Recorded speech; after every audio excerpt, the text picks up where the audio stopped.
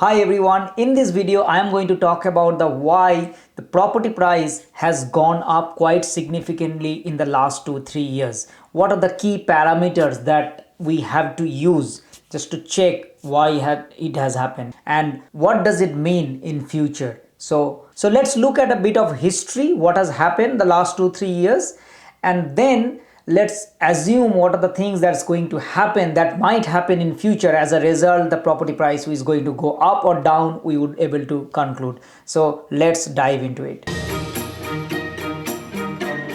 First of all, what has happened? Pandemic. We all went back to our usual work from home concept, particularly if you are in the IT industry or any kind of service industry where you can provide service through internet.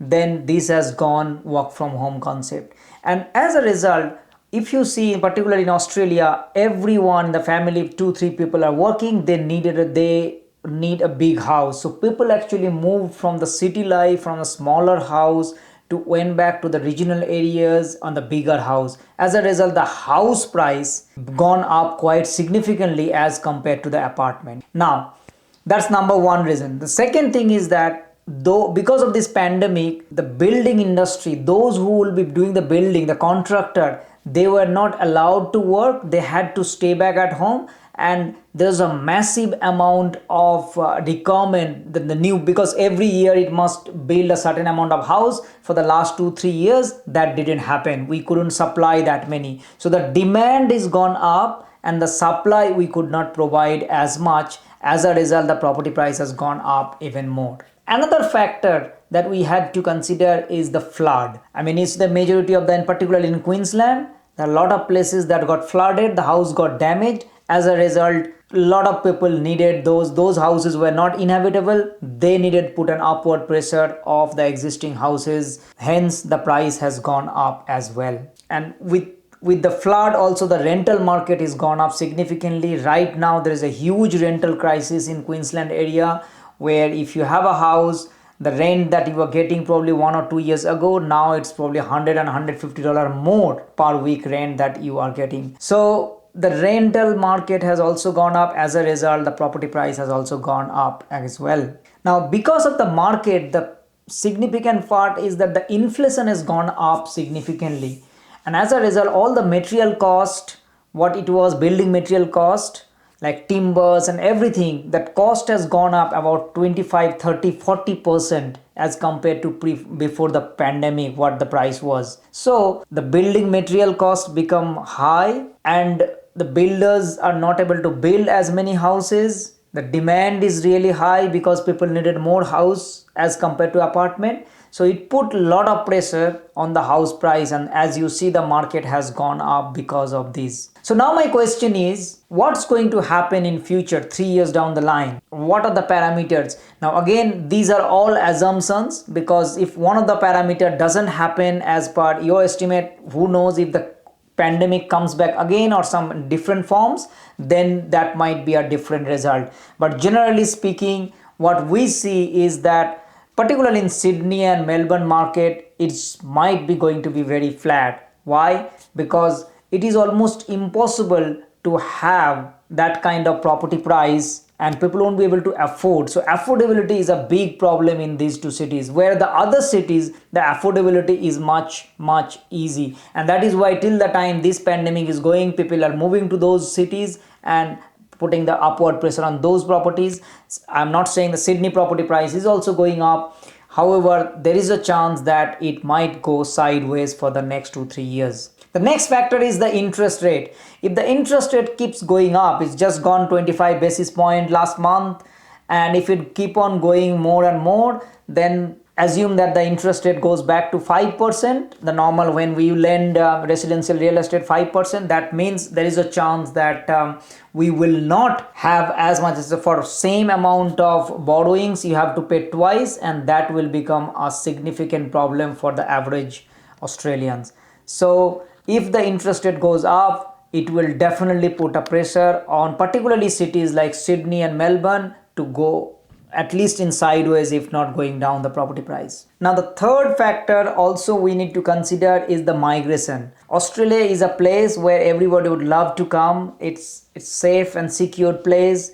It's a place where the weather is nice, and a lot of migration will be happening over a period of next 3 to 5 years. And if the prediction is true, then people are going to come. Now the question is that we do not have enough houses in Australia to fit all these new migrants, and as a result that might put an upward pressure with the property price as well. People might be sharing houses because individual house is almost impossible to get, and that is one of the reasons that the property price will also might go up if that a lot of people are coming and we are not building as many houses. So more migration is going to put a pressure on the housing market, and that is another factor. If the more and more migration happens, then it is almost impossible to go the property price to go down. It is because it will always go up significantly with if the people are coming into Australia. That means those people needs a house to live in. They might share house, they might 2-3 families might stay together in one big house. More and more migration means property price will go up, and it will make upward pressure to that housing market. So in conclusion, it is very difficult to predict what is going to happen.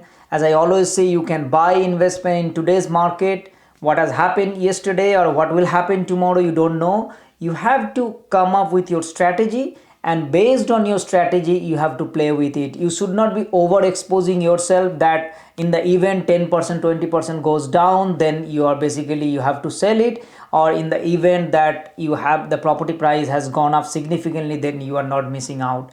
I always prefer to be in the safe zone of continuously investing and making sure that if it have some sort of a buffer, so even though the price gone down 10 20 30%, it is not impacting you, or if it gone up to 10 20 30 or even 50%, then you are not actually missing out.